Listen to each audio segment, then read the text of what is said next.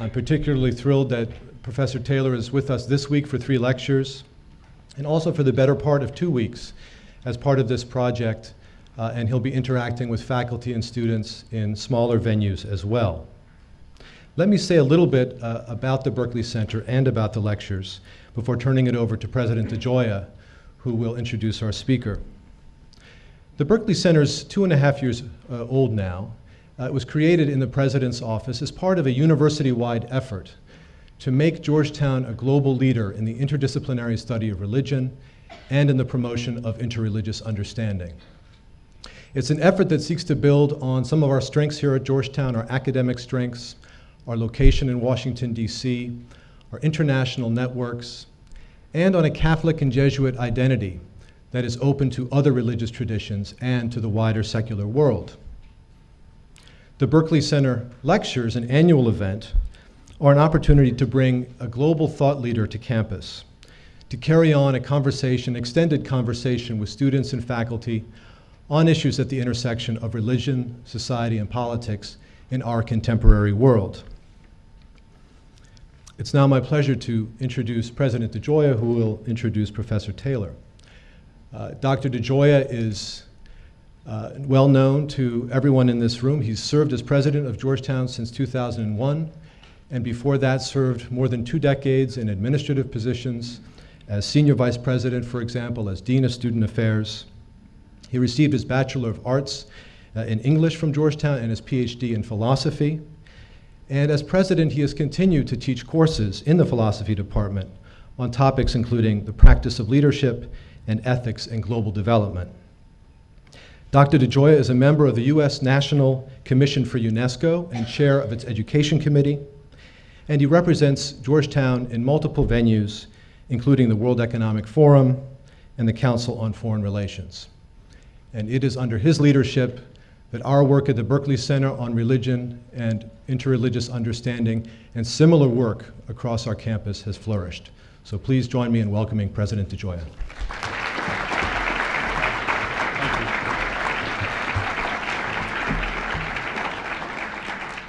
Thank you very much, Tom, and welcome everyone. It's an honor to join you this afternoon, and I would like to express my deep appreciation to Tom and to Professor Jose Casanova of our Berkeley Center for putting these lectures in place. We have an extraordinary opportunity together as a community over the course of these next few days to have the privilege of listening to Professor Charles Taylor, 3 lectures on narratives of secularity. Our lecturer, Charles Taylor, is an internationally recognized philosopher in the areas of modernity, secularity, and religion, someone who the late Richard Rorty said in 1996 was, quote, among the 12 most important philosophers writing today.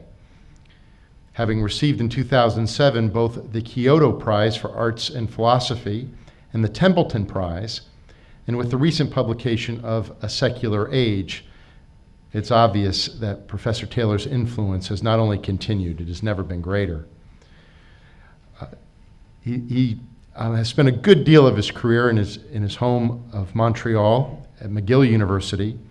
Their principal and vice chancellor, Heather Monroe Bloom, characterized Professor Taylor's legacy as this: Professor Taylor has set an outstanding example of how a university professor can change the world. We're honored to have him on our campus to share his thoughts and engage our community. As I mentioned, born in Montreal, he received his bachelor's in history from McGill University. He then moved to England to study at the University of Oxford as a Rhodes Scholar, where he completed undergraduate and graduate degrees in philosophy. His dissertation was advised by Isaiah Berlin. He has published on a wide range of philosophical topics, including Hegel, theories of identity, multiculturalism, modernity, and the human sciences. Many of you have been strongly influenced by his extraordinary achievement, Sources of the Self, and perhaps only more extraordinary is his more recent work, A Secular Age. In his work, he shares with us his belief in the importance of recognizing the role that religion and spirituality play in our understanding of ourselves and our world. We cannot adopt, in his own words, a stripped-down secular outlook without any religious dimension or radical hope in history. Professor Taylor was described by John Templeton Jr. upon the awarding of the Templeton Foundation Award as having staked an often lonely position that insists on the inclusion of spiritual dimensions in discussions of public policy, history, linguistics, literature, and every other facet of humanities and the social sciences. With this position, there is a deep resonance with the ethos of Georgetown, our very motto, Utrique Unum, taken from St. Paul's epistle to the Ephesians, meaning both into one, speaks to the joining of faith and reason that is at the core of our Jesuit tradition, our heritage of scholarship. In our work here, in the work of the Berkeley Center, the Prince Al-Walid bin Talal Center, our program for Jewish civilization, and in so many other areas, we seek to explore the spiritual dimensions of human action. As I said, in the next 3 days, we have the extraordinary privilege of having Professor Taylor here among us in our community. In the following 3 lectures, he will present a survey of the master narratives that have underpinned secularization, specifically exploring the master narratives of modernity, the meaning and implications of disenchantment and re-enchantment, and the relationship of Western secularity with present political religious mobilization. So I'm thrilled to be here this afternoon with all of you, and I look forward to these lectures and to the discussion that they will generate on our campus. And it's now my pleasure to introduce Professor Charles Taylor.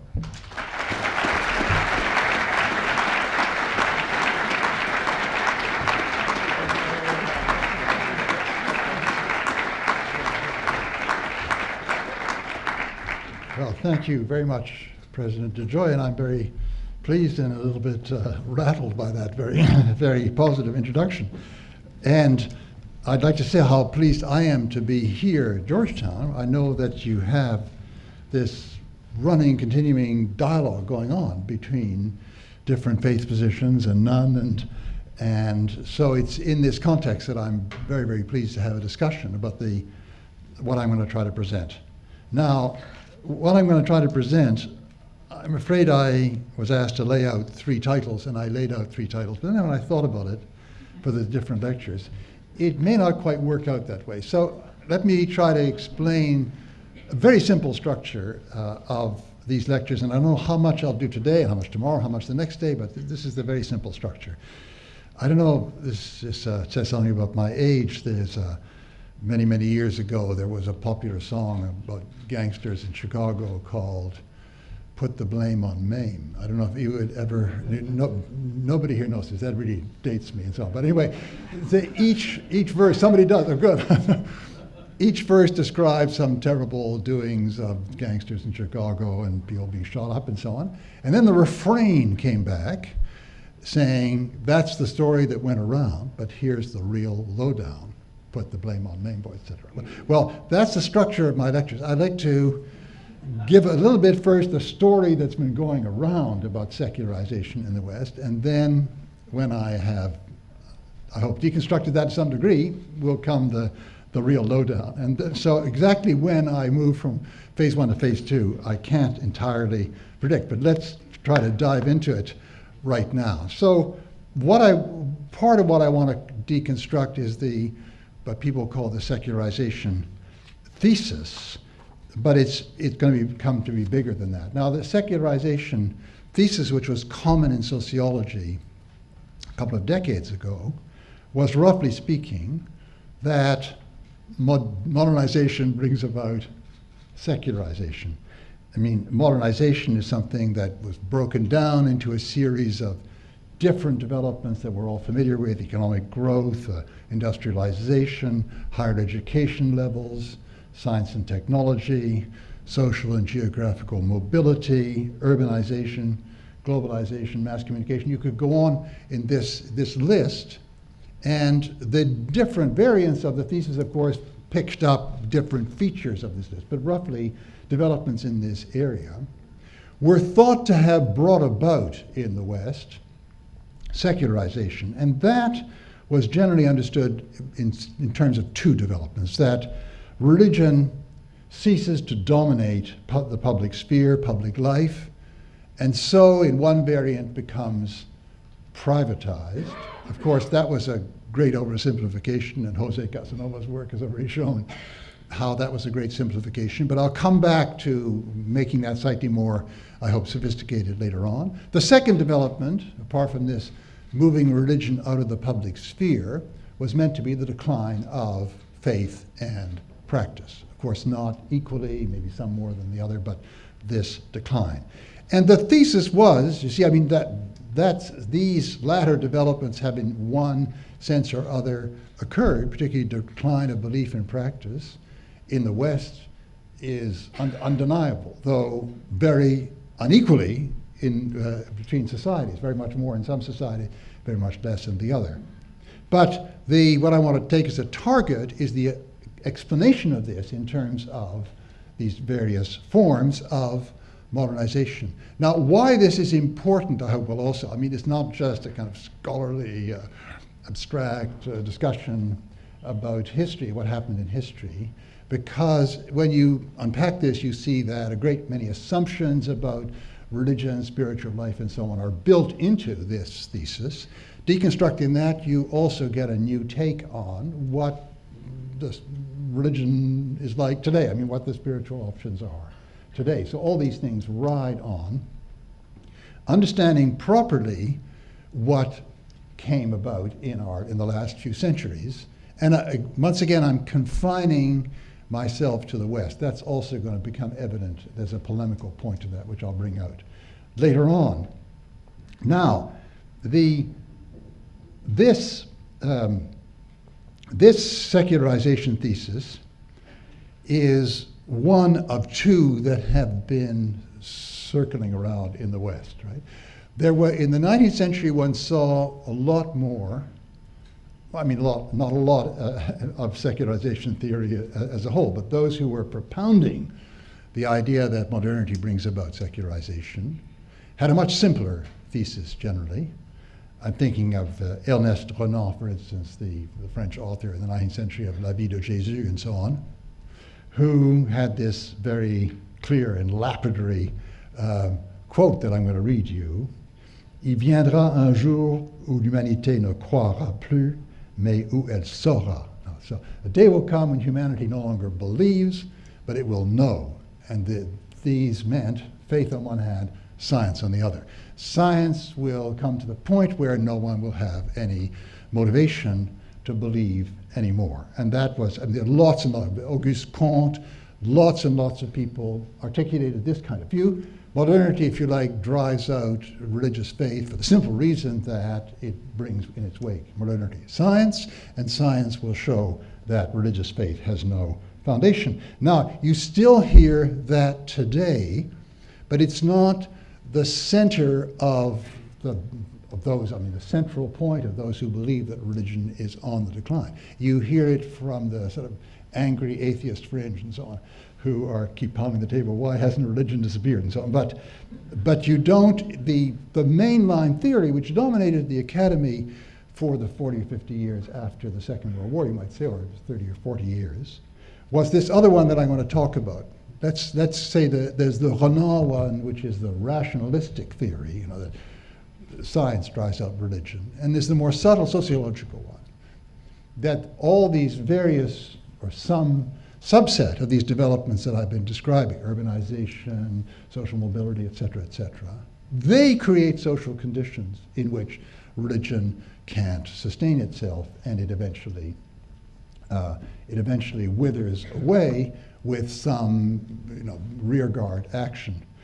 A very good book to read this in is relatively recent, 2001, by Scottish sociologist Steve Bruce, God is Dead. This is a very catchy title, where he tries to take account of the various criticisms that have been made and bring this thesis back again, right? So I really want to talk about that sociological thesis, because that's the one that people still cling to. Now, I want to do this, though, by taking a step back, and this by looking at this particular thesis as embedded in something much more powerful and more pervasive, which are what I want to call master narratives, a set of master narratives of Western modernity. Now, what do I mean by a master narrative? Well, I mean exactly what various postmodernists who attack master narratives mean by it. That is a kind of general encompassing story of how we got to where we are today, reaching quite far back in history, perhaps, which is also, can be in many, many cases, mostly actually, is held in a rather implicit way. People haven't worked this out exactly. They don't know the detail, but they have this kind of general sense that that's the thrust. And this story provides the context which gives meaning to the events people are going through. So it's one thing to have, I lose my faith, my friend loses his faith, and so on. It's one thing to see that, well, it's just an individual event. It's another thing to see this as part of a massive movement through history which is coming forward and bringing about this kind of event as it goes along. It gives a quite different sense of the meaning of this particular event, to see it in that context. Now, a lot of people say that, of course, master narratives are a terrible thing. This is what Jean-François Lyotard and others said at various times. These are dogmatic schemata that we sort of push onto reality, and we fail to be able to see what's going on, and we have to scrap them all. We have to do away with master narratives. This would shorten my lectures by about 2.5 hours if I did it, but that's not the reason, I assure you, not the reason why I'm resisting this particular suggestion. I'm resisting it because I don't think it's possible. I think people always tend to understand themselves in terms of some big scale narrative. The only remedy for a bad, oversimple, not reflected master narrative is a better, more complicated, more elaborated, and consciously expressed master narrative. We can't really get away without them. And if you listen to people around you, you can see that people are, even in the vocabulary they use, they're using terms that don't make sense outside of a master narrative. For instance, some idea can be condemned as medieval, positively medieval, or another idea can be praised as progressive, or some figure, perhaps some figure we're writing about in the past, can be praised as being ahead of her time. I just read Florence Nightingale. She's ahead of her time. It's quite a interesting concept. We just take all these things in and we understand them. We think we understand them immediately, but when you think of this term, it doesn't make sense unless somehow times are allotted to different stages of development, right? And she was at a stage that normally is coming much later on. She was kind of forerunner, or behind, somebody else is behind, and so on. And that person, if they get far enough behind, they're positively medieval. Now, it's very interesting that everybody understands this language, even people who've taken not honors history, they've taken no history at all. And they know very little about history. And you say to them about French Revolution, when did that happen? Yesterday? No. They have no knowledge of the detail of history, but they deploy this vocabulary, and this vocabulary carries with it a certain set of assumptions. So we have to, I think, recognize that these are relatively unavoidable. And when you think back in human history, you can see that something like this has always been going on. Not this kind of narrative. That is something which is to do with our kind of civilization in the modern West, and maybe in modernity now we've kind of foisted this on everybody in modernity in general. But human societies from the beginning of, when we have any record of them or can have any access to them, they've always had a way of placing what they're doing now in the cosmos and in time. And if you like, in cosmos time. It could be a cyclical view of the cosmos, like the Aztecs. Every 52 years, the cosmos goes through a cycle. And so we place ourselves at the stage we are in the cycle. Or it could be some idea of a golden age that we've since fallen away from, or a heroic age, like the Greeks with the Homeric heroes, that we've fallen away from, we can't really reach, but we're trying to imitate, we're trying to use them as models. And then we get, of course, in our religious tradition, the notion of an eschaton, of an end of things, which on the contrary is not simply a falling away, but is a new creation, or a new going to a higher level, etc. Well, my case I'm trying to make here by just a few suggestions, and somebody will get up after us and tell me that there are exceptions, but what I'm trying to suggest is that we almost always have this placing of the events we're living in now in some kind of larger framework, touching its place in the cosmos and its place in time, even if this isn't a place in time of the kind that we recognize with our linear narratives. It's a cyclical time. Nevertheless, they're so placed. And that's why the only way to get rid of a master narrative altogether would be perhaps if we could recur to something like the Stoic idea of the great year, in which a cycle in which the universe ends up in a conflagration and starts again. We always have some kind of larger picture. Now, we in the modern West have this kind of picture, which is really what people very roughly call a progress picture, but it's more complicated than that. We can see that we're the heirs, in a certain sense, and modifiers of the Renaissance, European Renaissance, historical consciousness, master narrative, which was that there was a magnificent period, the ancient period, where literature and the clarity of human thought and the perfection of writing achieved a kind of level. And then we dropped off from that, and we're trying to recover that level again through humanistic studies. And that, of course, is the reading that creates the concept of Middle Ages, the period in between that great height and the height we're trying to climb back up to. And then this is modified in the famous quarrel of the ancients and the moderns, where some people begin to say, on the contrary, modern literature has achieved heights that ancient literature didn't attain. So we're not simply trying to climb up to their level, we're going beyond them. Quarrel around Shakespeare, around what that represents.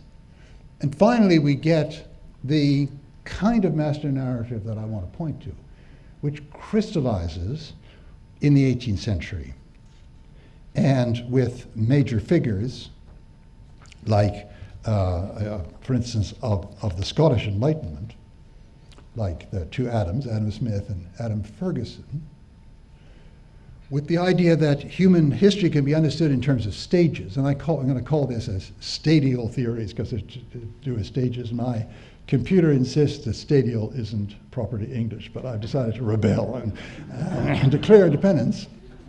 I hope that you understand. I mean, stadial theories, which begin to be defined in terms of the way in which human beings at a given stage made the means to life. So one very common one was humans were originally hunter-gatherers, and then they were nomads, and then they had agricultural societies.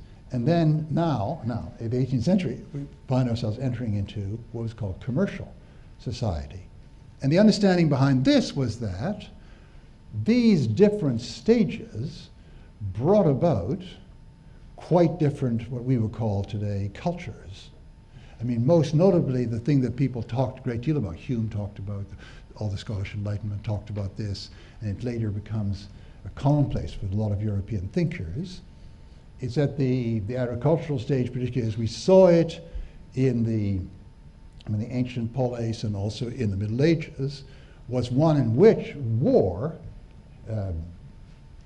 warriors going to war and making conquests and so on, was a very privileged activity, but either because by conquest you could gain resources, or at least you could prevent others from conquering you. So war became a very important activity. The property everyone thought of the commercial society is that it puts the emphasis on production and exchange, for which peace is an absolute condition. War is a catastrophe. War, as it were, greatly reduces the overall pie which you are trying to share in. And it privileges peaceful production. And so you get a different kind of human being coming to the fore, different kind of, what we would say today, values become central, right?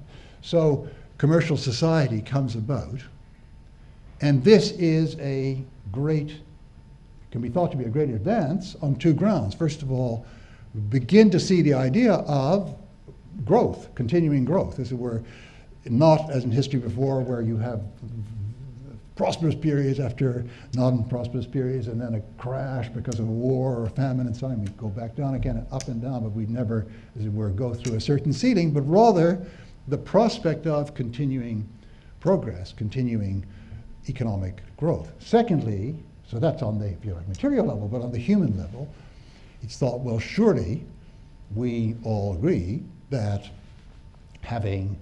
making peaceful production and exchange our top goal is much higher than making war our top goal. And along with this idea of peaceful production and exchange goes the notion of greater and greater intercourse between human beings at farther and farther ranges, right? The business of trade is the business of trading all over the world, and so we get eventually kind of increase of the zone in which people feel themselves at home with people like them, not just their narrow village, not just their nation, but the whole world. Or in terms of certain 18th century theories of sympathy, our immediate sympathy for other people grows beyond for our family or our village and so on, and becomes eventually a sympathy that we feel for all human beings. And the ethic which springs from sympathy, that we treat people properly and so on, is something that we now experience as or see as universal ethics. So we have this idea that in this stadial theory is built in the notion that we're making progress, we're getting there. Now, we'll see that secularization theory slots into this mold of stadial theory in the sense that it's seen, I mean, by certain, as it were, ways of working this out, see religious faith itself as being something that belongs to a certain age, and that age in the past, something that we've gone beyond. And the important thing about these stadial theories is that, and I want to look at them in these two, always in these two frameworks, they're supposed to explain our own Western progression, our own Western history, but they're supposed also to be universal.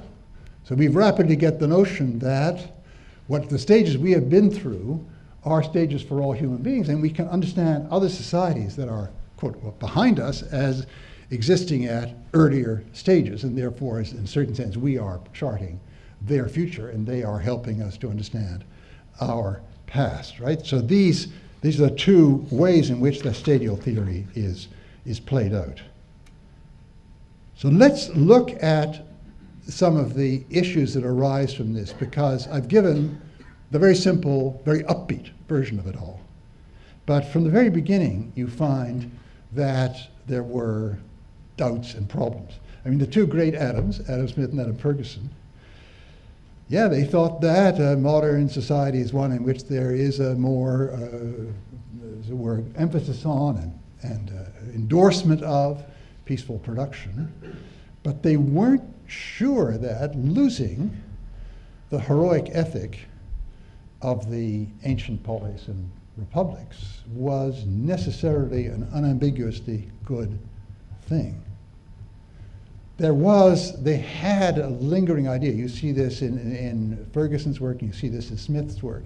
Those who take the trouble to read through The Whole Wealth of Nations, which obviously most neoliberals haven't done, will see that various pages farther on, you get this notion surfacing. Well, perhaps a free society, a society which can maintain its independence and also have some elements of self-rule in the population, requires, here there's an influence from Machiavelli coming over a number of centuries, requires people who are also not just citizens, but as citizens ready to be warriors, ready to be part of the army, right? So a simple emphasis on peaceful production doesn't necessarily produce a citizenry that can maintain free institutions. There's a sense here of there's a real dilemma going on, right? So I think I want to look at these stadial theories in a few different frameworks where we can see emerging various kinds of ambivalence.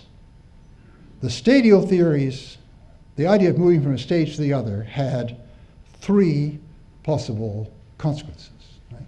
It had the consequence, on one hand, of, it could be conceived as having the consequence of relegating some kind of activity or some kind of value or some kind of sets of norms to an unrecoverable past. That was okay then, that's possible then, but it's not possible now. Right? And you could think of that, sort of unrecoverability notion of such a thing as the warrior ethic of the ancients. I mean, for instance, Benjamin Constant, you know, at the end of the French Revolution, after the French Revolution and the Restoration, writing his very, very famous, I'm sure some of you have seen this in your courses, de la liberté des anciens comparée à celle des modernes, the liberty of the ancients and the liberty of the moderns. He makes exactly this point, which is drawn from the stadial theory, that in the ancients they had an idea of liberty which consisted in having a say in the life of the polis.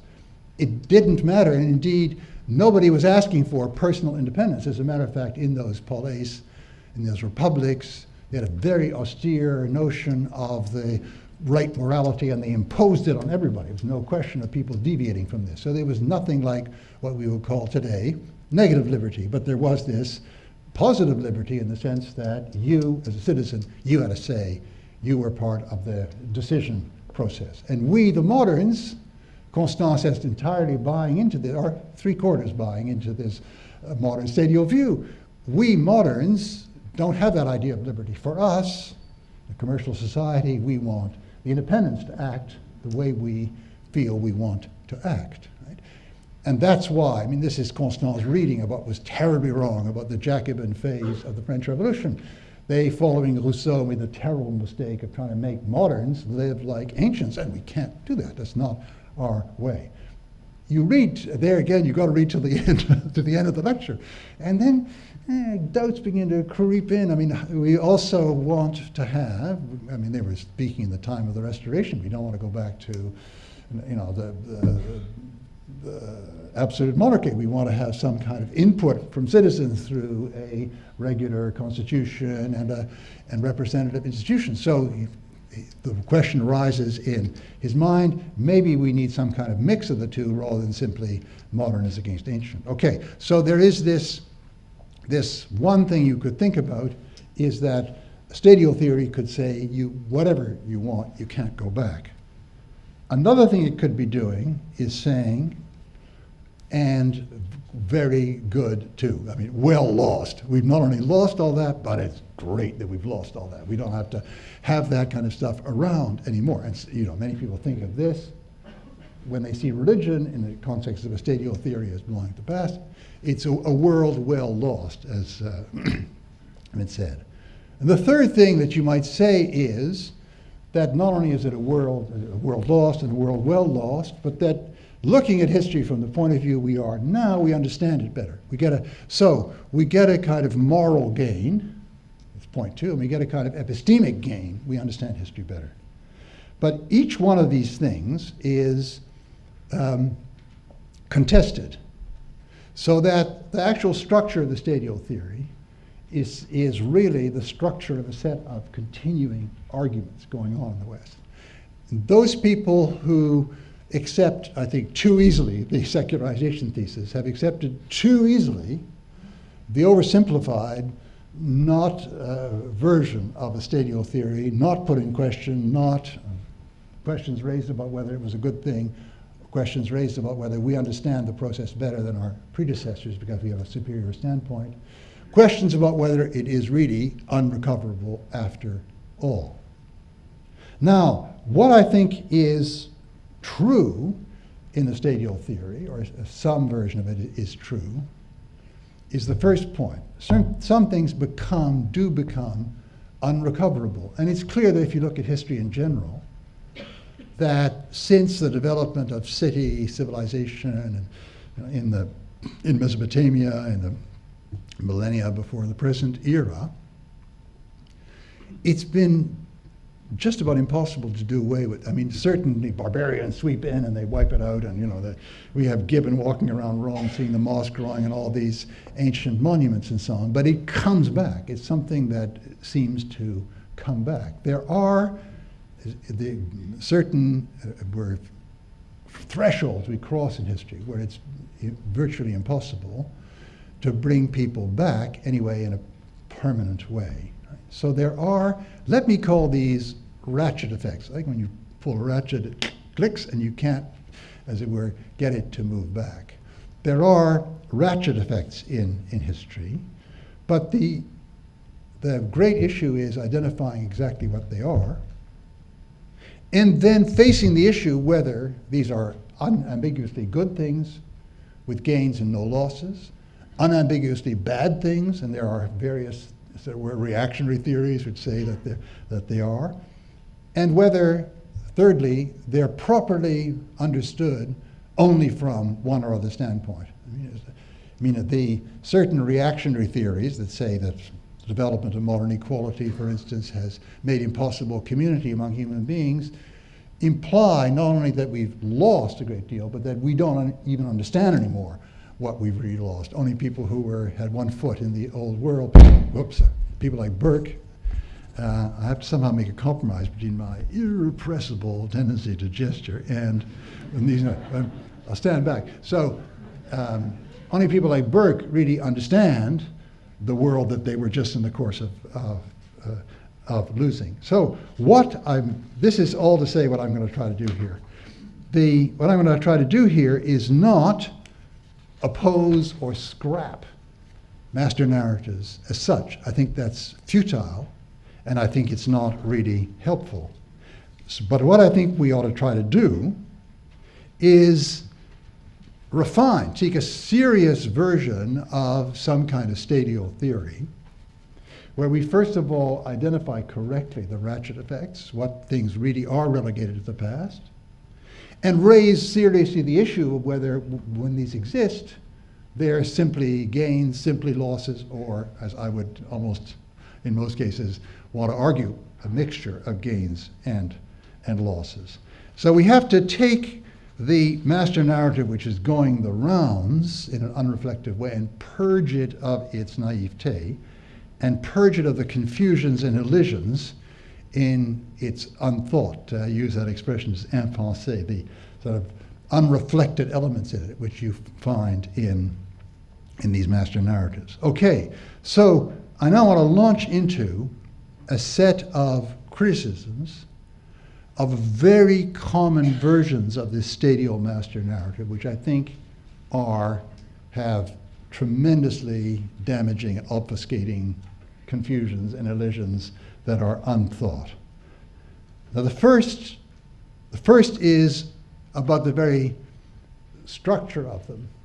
I've said at the beginning that for people like Ferguson and Smith, the important definition of the stage came in terms of the way people produced the means to life. I mean, as hunter-gatherers, agriculture, commercial, and so on, which is not to say that they anticipated Marx necessarily in holding that there's some causal priority of these. I mean, this could just as easily be a kind of, as it were, upheld by a Weberian thesis that it took some kind of cultural change. In Weber's case, took some kind of cultural and religious change in order to launch modern capitalism, right? So it isn't connected with some causal thesis, but it is connected with what I would call a kind of bundle thesis, that you can't have the important, interesting institutional changes, like a new way of making a living for human beings, without certain cultural changes. That you couldn't have, for instance, modern capitalism without a certain kind of individualism. You couldn't have modern capitalism without a certain kind of work ethic, which in this case is founded on some relationship to the original Protestant view.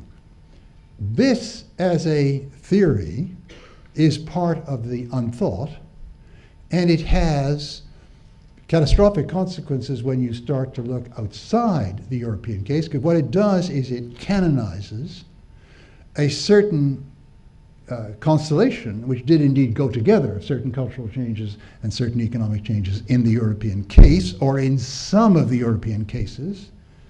And it imagines that this kind of thing is always going to be happening in any other case where the same institutional and practice changes come about. And that, of course, just isn't the case. As a matter of fact, when you begin to break down even the Western case into sub-cases, into different national and regional and cultural itineraries and trajectories, you see that already very simple elision of certain elements of modern culture and certain kinds of economic development won't work. But this is a very powerful idea. I mean, people in the New York Times, Tom Friedman, maybe not fair to him, but no, I mean, they say what's needed in these other places is they have to get a notion of individualism and the importance of education and the importance of production, and drop all that other stuff, and then they'll be able to go through the proper courses. But of course, that's not the way it really works. I mean, to give a sense of how much that isn't the way it can work, look at something like Indian democracy. We always say India is the greatest, the biggest, I mean, the most extensive democratic society, and in some sense this is certainly true. I mean, it's maintained, you know, Dalian polyarchy, representative institutions, you actually can turn over the government, it happens from time to time. But the way in which mass democracy has come to India, connected in many cases with the mobilization around caste or groups of castes and so on, is so out of whack with what people understood as the development of democracy in the West and its rising at the same time as individualism and so on. Indeed, one of my favorite authors, Tocqueville, I have to say that, you know, he wrote, as well as writing on America, he wrote on India, and he said, can't be a ordinary polity here because of the importance of caste. I mean, you know, poor Tocqueville, I don't want to hold him to this, and I don't want to say that, you know, this is a catastrophic mistake. Who could predict? But just an example of how the way in which certain, in this case, institutional structures, I mean, in a certain sense, it's exactly like Westminster. It's exactly, I mean, exactly like Canada, because it's Westminster system in a federal structure. There's tremendous analogies between the Indian constitution and ours, but the way in which the thing actually functions, the way in which political mobilization actually takes place is tremendously different. And its difference, as it were, reflects the quite different context out of which it grows. Okay, so right away, maybe I don't need to hammer this point anymore. Maybe what I want to say already now is I want to justify the fact that my talking about this, my writing about this in my book, and my talking about secularization here with you today has been confined to what I think of as Latin Christendom and some of its successor societies. I do that deliberately because I think that we can write some kind of fine-grained story about this, or even this may be too big a subject. But we can't assume from that that this is going to be a trailblazing template for other parts of the world. And I think this point needs less hammering than it did when Weber wrote, and it needs even, I mean, it still needs less hammering than it did 20 years ago. I think this is getting evident to everybody. So I won't go on about that. Let's go on thinking about the Western case. Well, another big, I think, mistake in the simplified version of this stadial theory is what I call its weakness for subtraction stories. Now, by subtraction stories, I mean stories that see these developments of modernity that I described earlier, mobility, industrialization, and so on, as having the effect of undermining previous contexts, which in turn had the effect of inhibiting some tendency which is in human beings in a more or less timeless way. I mean, this very simple version of subtraction stories you very often find is human beings are at base, if you like, util maximizing individuals, right? They are individuals who seek maximum utility. Now, this, if you go back to Hammurabic Babylon or the medieval France and so on, this tendency was severely hemmed in by the reigning conception of authority, of community, what we owe to others, what we dare do, the ways in which we do or do not dare deviate. So this tendency was not at all in evidence in the way it is allegedly today in a modern capitalist consumer society. What was needed was simply removing that context, and this normal human tendency will simply emerge. And then, of course, we have a whole lot of stories of how certain modern developments, for instance, the tremendous degree of social and geographical mobility which the last 3 centuries have brought about. In the West, people travel across oceans to set themselves up in America, or they travel from the countryside to the industrial suburbs of Liverpool, or they move socially even without traveling and so on, because they've become capable of rising and becoming more rich, and therefore breaking the bonds of a certain class position, which went along with certain idea of what their consumption ought to be and how they ought to dress and so on.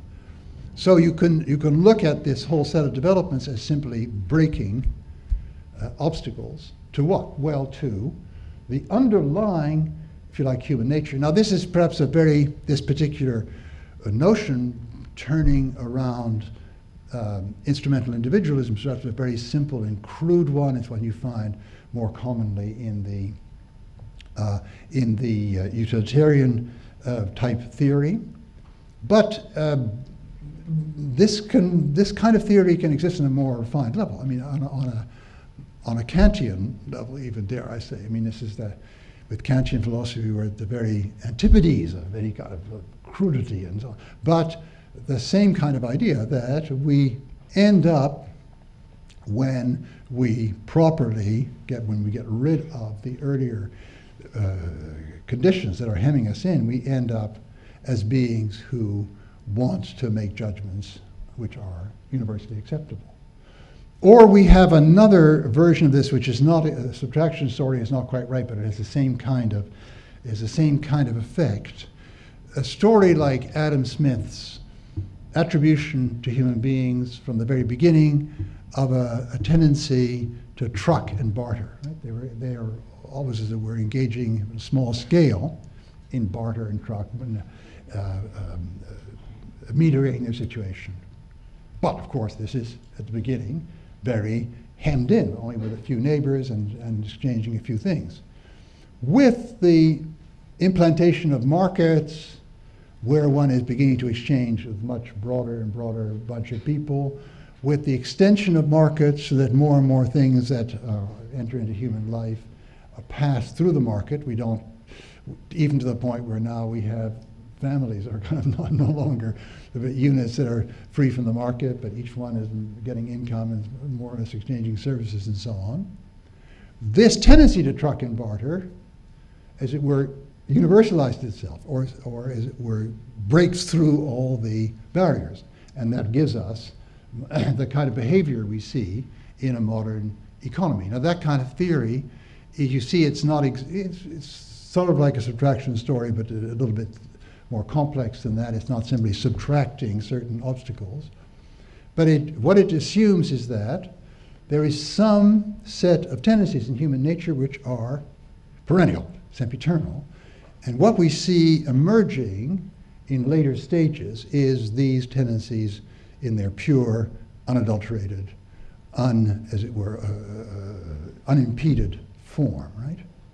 So that's the kind of account which lies behind lots of readings of the stadial story. Now, it seems to me that that is clearly wrong. That what one has rather than that, as one moves from one stage to the other, as one moves, for instance, from the agricultural society of feudal Europe to the commercial society that's growing up in 18th century Europe, is you have Okay, I'm going to use a word which I'm then going to cross out, surrature, but I can't find any other way of doing it.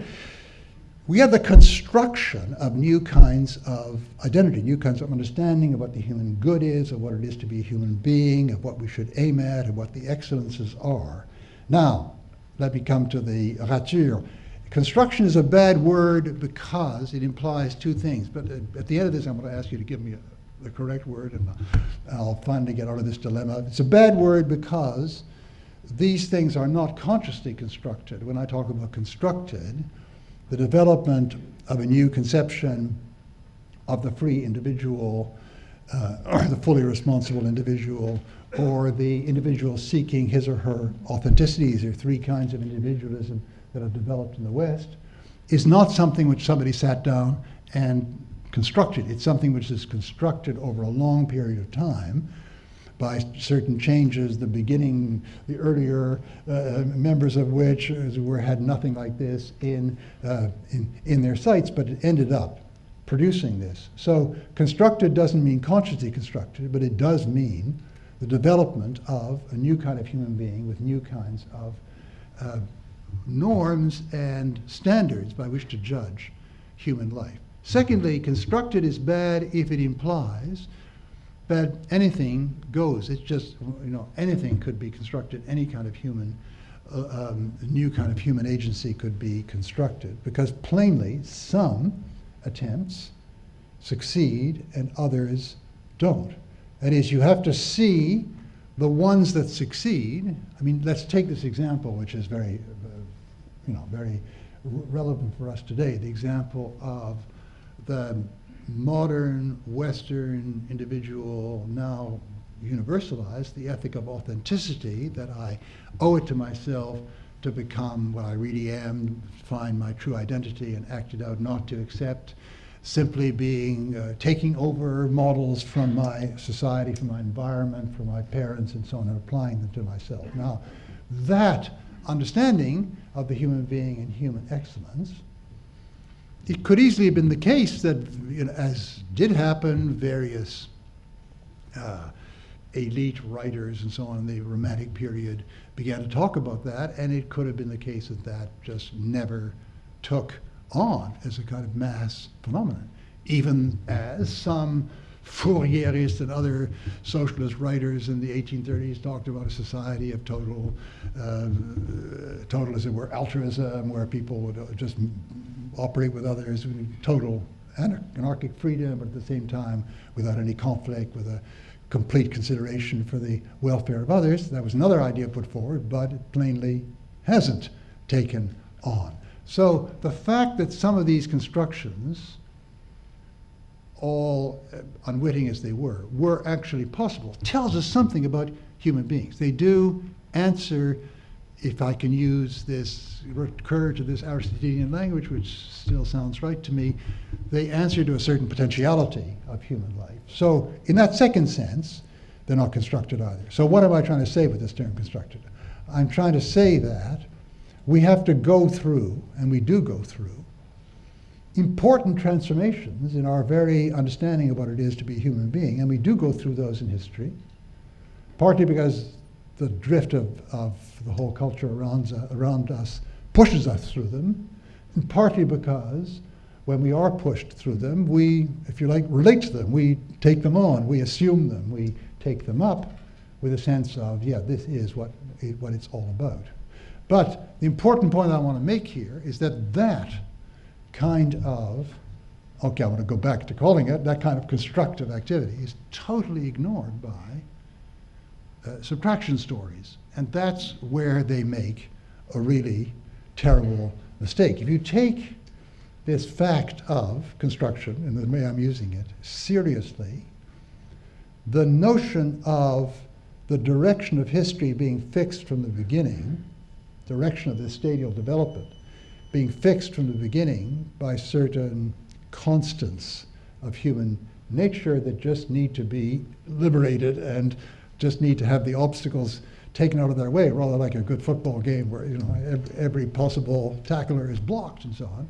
If you think of it that way, then of course it would have been possible way back then in the very beginning to have predicted the the direction of human history. And of course, it'll be possible, now we go back to the error, the ethnocentric error that's often built in here, it would be possible now, seeing the full flowering of instrumental individualism in our culture, to say that's human nature, it's just a matter of time before all these other societies do likewise. You can see that this tendency for ethnocentric projection of the Western trajectory is partly intellectually based on the tremendous grip of the subtraction story. Once you accept that, we innovated in various rather surprising ways. I mean, the development of the, if you like, individual concerned with his or her authentic development is something no one could have predicted.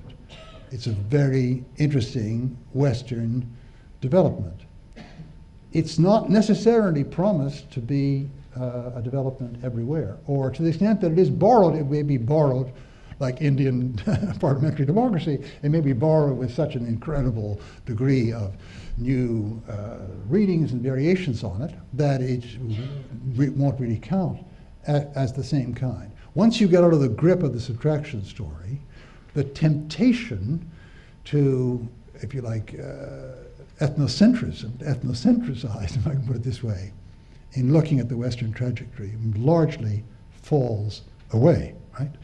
So that, along with my criticism of the structure, is a criticism I want to make of our stadial theories. Now, perhaps this is a place to break. I have one or two other such criticisms, which I think I'll make, because I'd like to have a time for discussion, which I think I'll make at the beginning of tomorrow's lecture, and then the real lowdown will start. I will start with an attempt to reconstruct a better, I mean, I'm sure it's going to be, change and change again, but a slightly better stadial story of the kind that is directly relevant to understanding the processes of secularization in Western culture. But let me leave you with where I am now.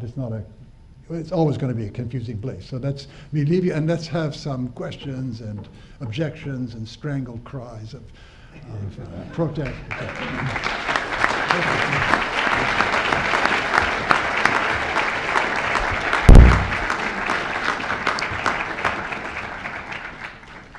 Thank you. As you can see, this is going to be an ongoing conversation. We have about 30 minutes now. There's a microphone at the center of the room. I'd ask people to line up if you have a question and introduce yourself briefly and keep your question brief as well so that we can get through as much material as possible.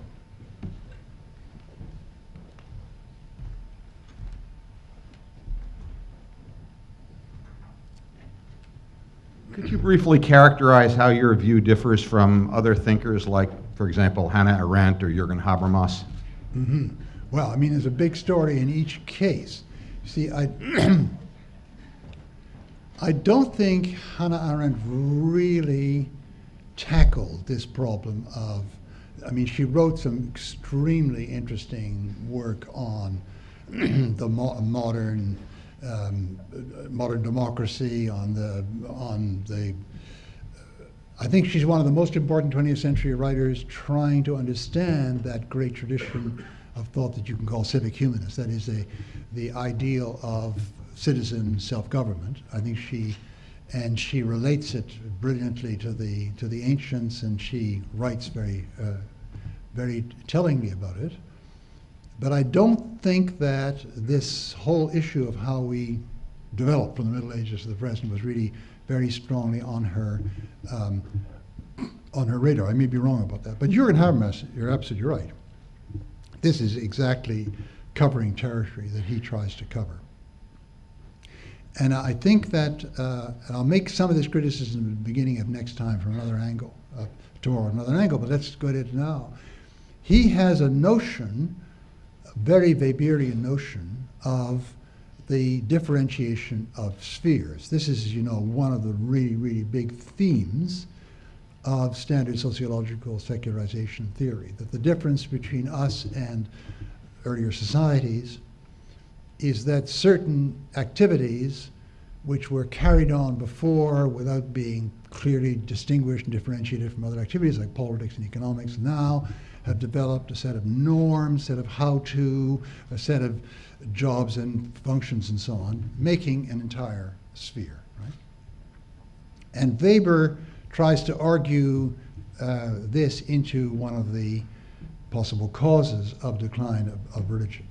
That's not Habermas's route, though, but Habermas tries to distinguish three spheres and to put forward the striking idea that one of the big sort of crunch points of the big ratchet points, the big points where we pass into a new era, is where you see, as he thinks, that the criteria for correctness in these three spheres are radically different. So there's a sphere of scientific fact gathering where we all understand that, and he is absolutely, his face is set against various kinds of postmodernism. There is a right and a wrong here. He used to think this was something that could be explained away in a Peircean theory of convergence, but he really has abandoned that. So it can be thought of as purely, correspondence theory of truth. And then there's leave the aesthetic sphere aside because it'll take us away from, this is very interesting. But the really crucial difference is between this sphere I just described and the normative sphere. And there's a completely different criterion for correctness, which is something like a development of the Kantian one, that it's a norm which everybody in a situation of free debate and so on could endorse. That's the correct norm. So it doesn't correspond to anything. It's not like Aristotle corresponding to human nature and so on. And I think this is where Habermas uses this expression of post-metaphysical ethics and so on and so on. So I think you have this massive, really, if this were right, a really massive stadial theory. The trouble is that all of us are still wandering around in the earlier stage, not realizing we're making nonsense of ourselves and so on. But this would be a massive stadial theory of you can't go back. I just don't see how this stands up, frankly. We could go into that at some level, some depth, but it is a very interesting and very powerful stadial theory, inspired by Weber. Yes,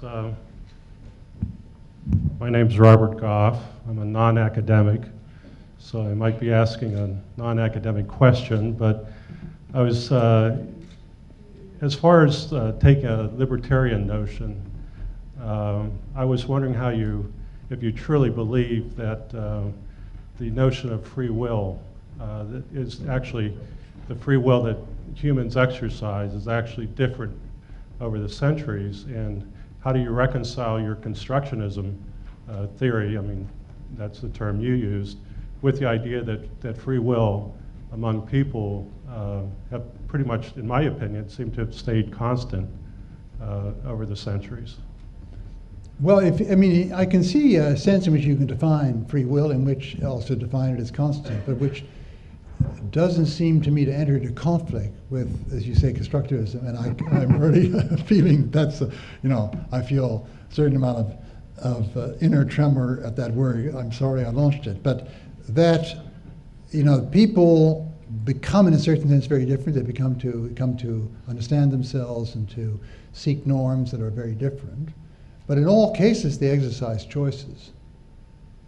And they exercise choices how to live up to or whether to live up to these, or they, even to a certain degree, you could argue, because this is part of the self-understanding of the age of authenticity, they have some say in even defining more exactly what their identity is, right? It's not simply choosing like that, but right? But in all these cases, no matter how you define the human being, whether you define the human being that way or a way in which there is one single model of what it is to be human and you either live up to it or you don't, there are important choices to be made, and we're always making them, right? So the problem with any fatalist or determinist theory is making sense of our experience of choice. There are moments when we know we can go this way or that way, and it's very important which way we go, and we hesitate and we think about it and we deliberate and so on. And that, I think, is always part of our lives. I don't know if that helps. Probably not. No. Ibrahim Kalin, Center for Muslim Christian Understanding, Georgetown. I have two questions, or one question with two parts to it. First one is, in the earlier part of your presentation, you talked about the theories of modernization leading up to secularization, and you basically said that they turn out to be false, not able to explain what's happening in the world today. Even though you didn't use the words, but I assume that the underlying argument or reasoning was that religions are back. They're coming back in different forms in different parts of the world, from politics to spirituality.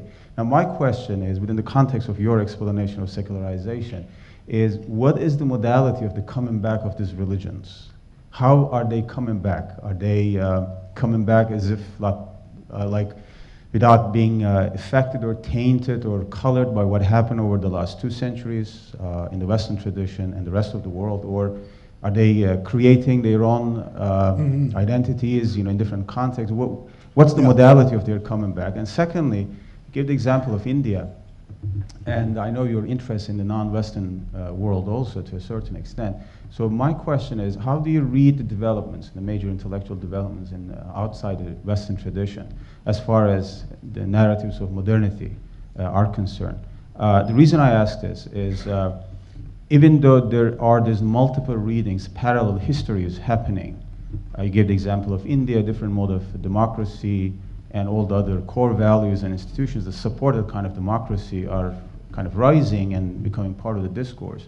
But there's also an urge to basically go with the stadial theories that you were explaining, that there seems to be more sticking to that way of thinking, that since the West has gone through all the stages, the non-Western world somehow has to go through some of the stages so that we can compete, we can share the power, we can share the wealth of the world, etc. And that seems to be driven not just by some will to power, but some very practical realities. If you want to compete with modern capitalism, global institutions and multinational corporations, you have to do what they have done or what they're doing. So is there a way, I got the sense that you want, there's some hope in what you say, in the sense that the stadial theories are not necessarily true. There are other ways of looking at these things. But in terms of practical necessities, what is the likelihood of something different happening on a global scale? Well, these are two very, very good questions. Thank you for them. First, about return. I don't like to talk of return of religion, because I think people who do that only do that because they lost sight of it in the first place, and then they were blindsided or surprised when there were certain phenomena that they couldn't deny anymore. But the second reason why I don't want to talk of return of religion is, you hinted at the end of your question, I think a lot of the new forms are genuinely new. In other words, religion is not a single thing. It's there are tremendous variety of different religious phenomena over all of human history, over different societies, and even what we think of as the same religious tradition can go through various mutations and changes. And I'll talk about this particularly in my third lecture, but a lot of the forms of mobilization around religious markers today are quite new. Are unprecedented in the various traditions, right? So for those two reasons, I don't like to talk about return. I like to talk about people once more noticing religion, and a lot of things they notice are new, what I call recomposed forms. And that has certainly knocked the post-war sociological theory off its perch. The figures like, I'm going to quote Peter Berger of an earlier epoch tomorrow, who now has turned totally around and saying it's all a big mistake, it wasn't a theory. Okay, the second point you make, I think, is very, very well taken, and that's one of the reasons why there are things like ratchet effects, that certain kinds of cultural changes in the West have gone along with certain institutional changes to produce, for instance, the modern bureaucratic state, the modern disciplined army, the modern economy, which grows constantly and therefore can support a larger and larger armed force. And this is something which other societies have to find, if you like, a functional equivalent to, or they will be taken, which they were, for many were for centuries taken over as part of European empires. And the ones that avoided this, like Japan, was because they made moves to bring about, if you like, functional equivalences of these practices. Now, what's interesting, and the reason why the stadial theories are severely wrong, is that they did this on the basis of other kinds of cultural changes, right, which made sense in their tradition, who were not carbon copies of the Western ones.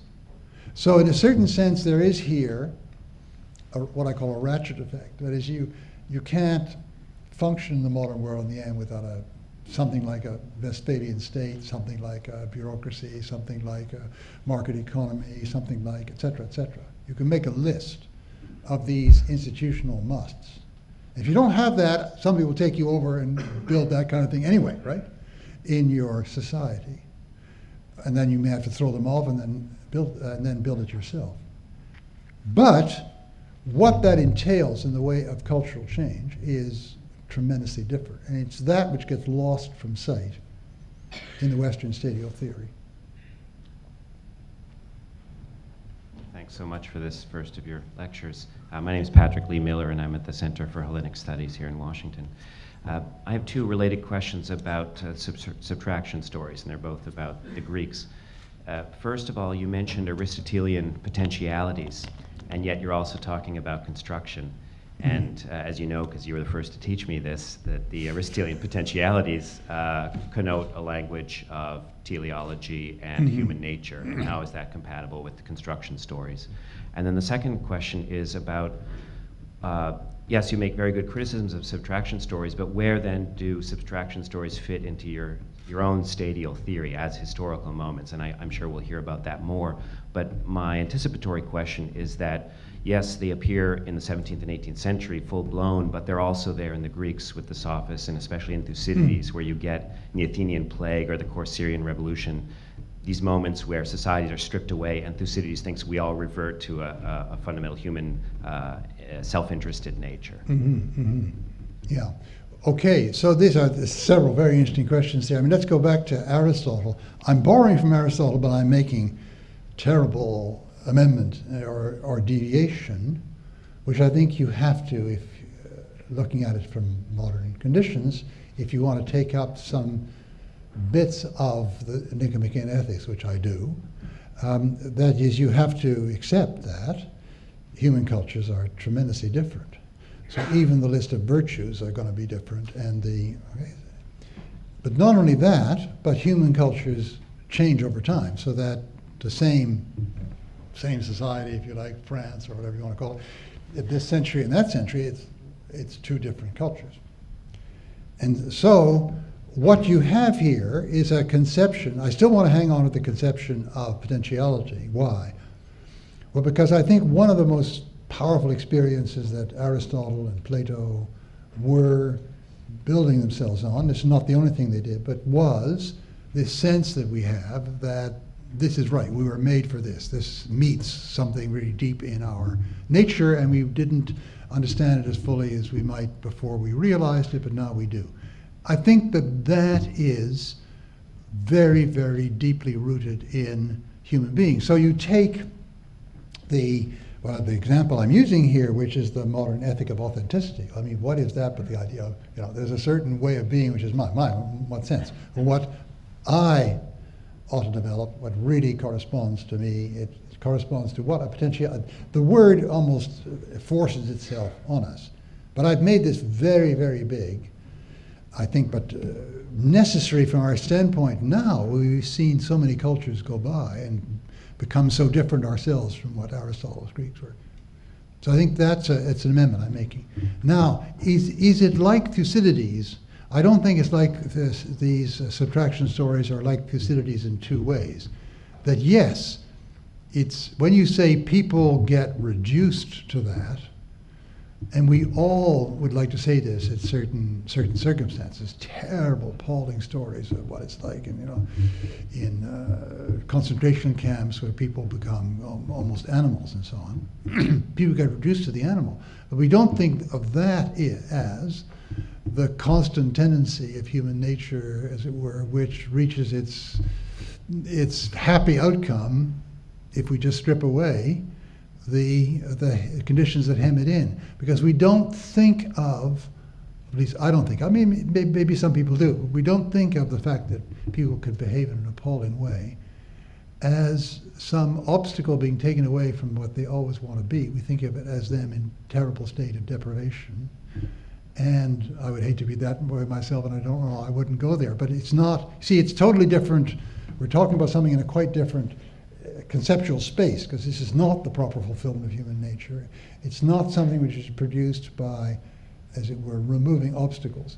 Now, there are some people who do claim that certain violent behavior, who want to argue that certain violent behavior arises when you lift, this great Lord of the Rings by Golding, right. The picture there is you lift the headmaster and the various discipline from these boys, and this terrible thing emerges. Yeah, but there again, you see, it's not the whole story. I mean, Piggy is fighting. You see, this a quite different kind of story. So I think that it's utterly different from subtraction stories. What place do they play in my narrative? None. I think they're totally wrong. Yeah. All right, thanks. I hope it. Yeah. Michael Lame, unaffiliated. I wanted to ask you to comment on monotheism. It seems to me that among those master narratives of Western modernity, there's the idea that with the medieval or the primitive, there's polytheism and idolatry and paganism, etc., animism, and then of necessity, as people progress in their thinking, they move towards monotheism. And there's a whole progression there of Judaism beyond paganism and Christianity as the new covenant, and Islam is correcting the corruptions of Judaism and Christianity and reestablishing the true religion. And I'm wondering why? Is there some reason why monotheism is associated with modernity? As a maybe part of that unthought, of course, as people progress, they will move towards monotheism. And also, is it that will be essential if there is going to be a religious alternative to secularism in the modern era? Will it of necessity be a monotheistic religion? Mm-hmm, mm-hmm. Yeah, well, I think there's several levels of answer, and another level, I'm going to talk a great deal about this tomorrow. But there's a very interesting point you're making there, because obviously, the Christian revelation and later on the Muslim one were perfect cases of supersession, of ratchet effects, so you can't go back, right? I mean, as each conceived it. But I think that the way in which this plays out in the modern West requires we bring in more stuff, and I'll just mention it, but we'll talk about it more tomorrow. Requires we bring in the whole idea of reform. That these monotheistic religions are in a context where they have various practices which they see as left over from the earlier period, and the life as lived is a kind of uneasy balance between these, ritual practices which are sometimes called magic, and the drive to get rid of these altogether is a very important part of the story. The drive in particularly Western Latin Christendom. And so we're going to see that's a very important part of the story. Whether it's the answer, I think it's part of the problem, not part of the answer. I mean, I think that a very naively and badly understood reform movement is part of what produced all this. But I want to make that case tomorrow, so come back on me tomorrow. Thank you. Yeah. Hi, I'm Christian Golden. Thanks for the lecture. So I have a quick question about the ratchet idea. Just like you to clarify that, if you might. One thing you might mean by that is that because the initial presentation, the idea had it that there's something about the past that's irretrievable. There's no Yeah, going back you in, can't a go strict, back, in yeah. a strict sense. So I don't think that's a very plausible reading of what one might mean, because, you know, contemporary industrial civilization might annihilate itself. It might happen with the nuclear technology that it's given rise to, right? I mean, it almost happened in 1962, according to some people, right? So it can't mean, if we talk about rationing, if it's to be plausible, it doesn't seem like it can mean that we can't go back, we can't revert. Our way of life might disintegrate and revert in some sense, or be replaced in by that sense, yeah. Right, yeah. an Yeah. agrarian or completely, you know, Oh, yeah. pre-sedentary sort of Yeah. form of life or something You're like that. right. So there's a strict sense in which it's possible, right?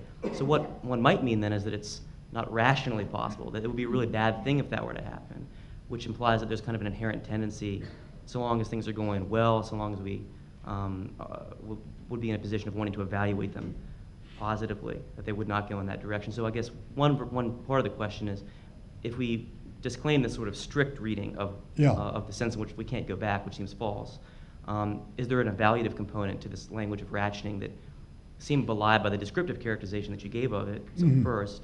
And I guess I'd like you also, if you could, to distinguish between the language of not going back and the irretrievability of the past, and whether there's an evaluative component there, from the language of there being preconditions for going from one stage of development to another, which was an idea that you associated with the language of rationing in an earlier response to a question.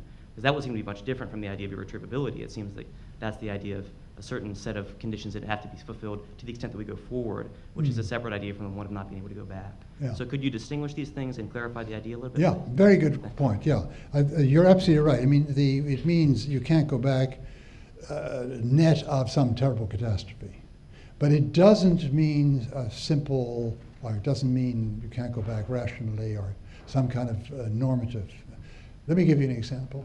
So after the restoration of the French monarchy, after the revolution and so on, you had Louis XVIII, and then he died, and his younger brother took over, who was a real reactionary, Charles X, and he thought, we got to get back to the full Ancien Regime monarchy. So I'm going to have a coronation ceremony at Reims, exactly modeled on the Middle Ages, including people coming up with scrofula. And the thing, you know, it fell completely flat. I mean, no one knew what the hell's going on here. I mean, what is this all about? That assumes a whole society which is moving along with all that symbology and so on. And he couldn't do it. Now, it's not that it was irrational. You know, maybe from his point of view, he read Domestre and so on, it would be the best possible thing you could do for France would be to have the sacred monarchy back again, back even before Louis XIV and so on. But there were certain preconditions, if you like to put it that way, which were just not present. So you could present yourself the project, but you couldn't carry it out. See, that's really a purely factual. I mean, you may agree with that, thinking, oh, what a terrible shame, you know. We could have saved France and saved Europe. So that way of putting it disclaims any idea that there's kind of an inexorable tendency in history to go in one direction rather than another. It's just the That's idea right. I mean, to a the extent ratchet that it does, effect, certain yeah. conditions have to be set. A ratchet effect can be noted independently of what direction you think it's going. That is, people with opposite normativities can, yeah. Thank you. Thank you. Yeah. I'm Yossi Shane, and I'm a professor here at Georgetown. Thank you for giving us so much. And I want to go back to your first point that you made. You made a very interesting dichotomy between the scientific story and the sociological analysis of that. The scientific story is such that you do not start to deal with it, but it has sort of a feeling to it, that it has a universal truth to it. Much more sort of like something which is more coherent, cohesive, perhaps unimpeached in that respect. In sociology, however, there's so much noises in the system and so many variations here, so perhaps we have to stop looking for the, as you say, the master narrative, because the master narrative will confuse us. So perhaps we kind of like, because of the difference between human nature and science, or maybe there is not, I don't know, you choose the other to say, look, perhaps we don't want to look for the ultimate answer here. Or maybe there is something there that science itself failed us in what you began, that once we know, we will stop to believe. Perhaps knowledge here is more lacking. So that's kind of the dichotomy that it perhaps is Yeah, I think that eluding us. Yeah. Well, I'm not sure I get the question because you see, I'm denying both versions of the Yes. theory. Now, it seems to me one is easier to sweep away than the other. That is the scientific one. I mean, look at the New York Review of Books a couple of numbers ago. You had Steven Weinberg giving his usual account of how you can't believe in God anymore. Well, part of it is based on the idea that, well, we're all made of matter, right? I mean, we can understand our our brains and thoughts in terms of our brains and our brains in terms of matter. And there's a massive non sequitur in the argument because obviously I can't think without my brain, but it doesn't mean that understanding why I'm thinking what I'm thinking can be accounted for in a scientific terminology which doesn't recognize purpose, intention, and so on, which of course standard post-Galilean scientific terminology doesn't, and which is the source of its great success in the things that it deals successfully with, that it doesn't acknowledge that. So there is this massive unargued premise behind the view that science rules out God, which is that everything that happens with human beings can be understood by a neurophysiology which is not enriched with any of these concepts that actually make sense of our lives, and therefore, etc. So this is pretty well confined, this particular view that religion must disappear because of this, is pretty well confined to people who are still hanging on to. Now, there's lots of them, but they're not as respectable in the world in the Republic of Letters as they were at one time. So we look at the sociological theory, and that is trying to show, not that religion is wrong anymore, but that it's bound to wither away because it depends on, let's say, for instance, certain kinds of social relations which are being undermined by these sociological developments. It's a different kind of thesis and much harder to chase down because it's more complex and so on. But is the question that you talked about that we are using certain language which has certain assumptions about it, and of course the example that was mentioned again of India, for example, but we still can understand the same language. We still can look at the same phenomena and identify it, notwithstanding the variations, and notwithstanding the pattern that we have arrived at a certain manner, that we can still look at it and say this is a democracy, and this is a democracy. There's certain principles that we can agree upon that exist within this evolution, even if it is not a complete evolution, and that's the Weberian, in fact, the whole idea of Weber, in my opinion at least, with this whole notion of the ideal type style. Mm-hmm. This is how it works. It will not work always, and in his own critique of India or other religious practices.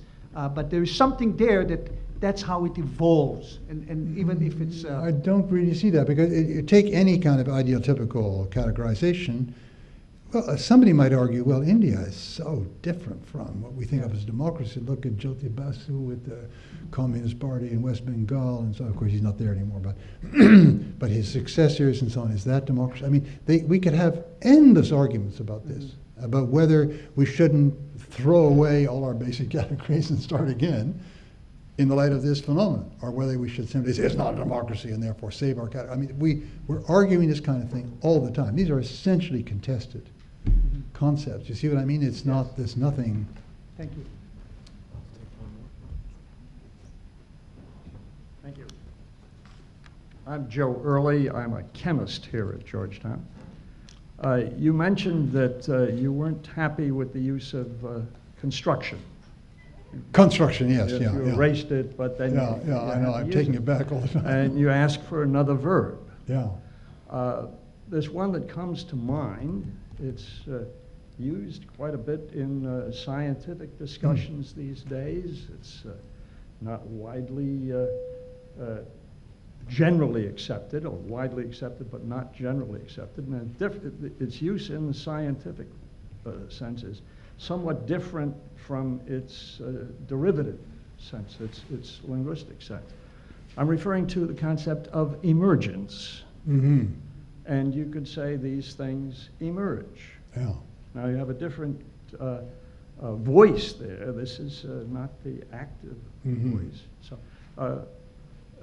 and now you've certainly heard this word, and even J. Gwan Kim has discussed it at some length, but you don't need.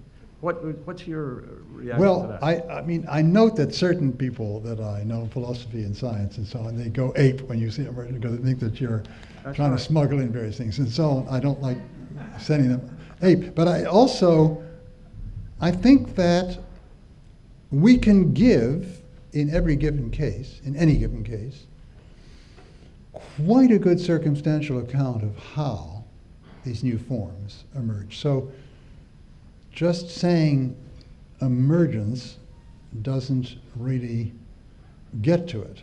What I'm trying to characterize is some way of describing the human agency involved in this, right? And that's,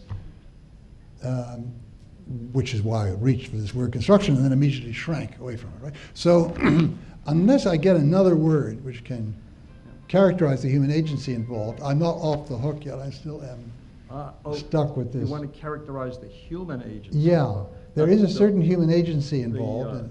The word emergence means, in its origin, just something pre-existing coming out of the the ocean. So some dragon coming up out of the ocean. But that's not the way it's used. It's used as a new ontological level emerges, but not necessarily with human. Yes, and so it's very useful. Conscious. Yeah, it's in one sense not human. Yeah, if it's not conscious, it's not. That's it's right. not a human act. Yeah. So I think it has a very good place in the whole discussions of evolution, though, as I said, it sends certain people up the wall. So. Yeah. But it's not going to get me off my hook. Thank you very much for trying. Thank you. Well, I think we have a homework assignment for tomorrow, so thank you.